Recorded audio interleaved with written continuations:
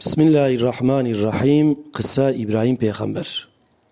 Hazreti İbrahim Peygamber ki zêde bi rûmet û pîroz bû. Ne Nesranî ne jî Yahudî bû. Ew Mislimanekî muwahhîd û bawermendekî ji dil bû. Xwedê li dinyayê kerem pêre kirbû û ji ber karên wî yê qenc wî ji salihan nivisandibû.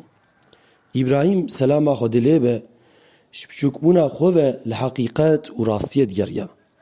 Hê negîşt û kemalê Xwedê qena İbrahim be bawermendekê ji dil, melekût û derûniya erd û asîmana nîşanê wî da.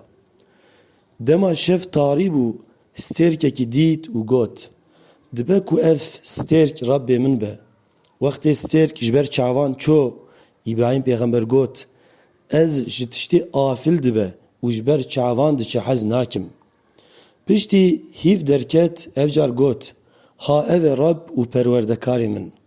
Lêgeva ew jî nesekinî û ji ber çavan hinda bû got: Nexêr, hîv ne Rabbê min e.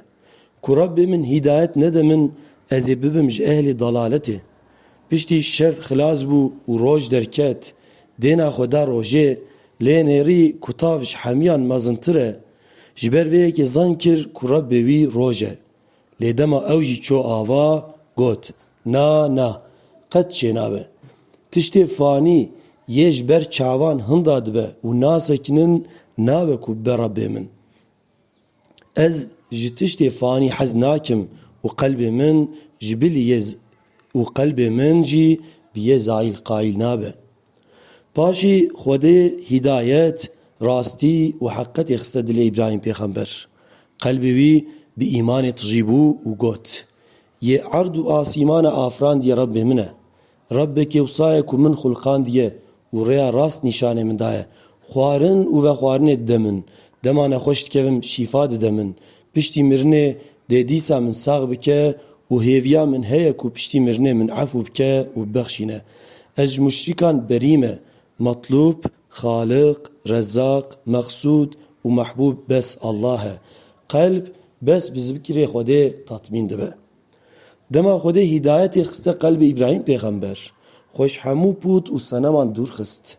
Ji bilî Xwedê perestîşî ji tu tiştî re nekir û bi qewmê xwe re kete cedelê. İbrahim Peygamber ji wan re got: Piştî Xwedê hîdayetê da min, hûn çi jî bêjin, ez jiya xwe nayêm xwarê û ez ji we natirsim. Rabbê min bi her tiştî zane. Pût û senemên hûn dihebînin, nikarin we biparêzin.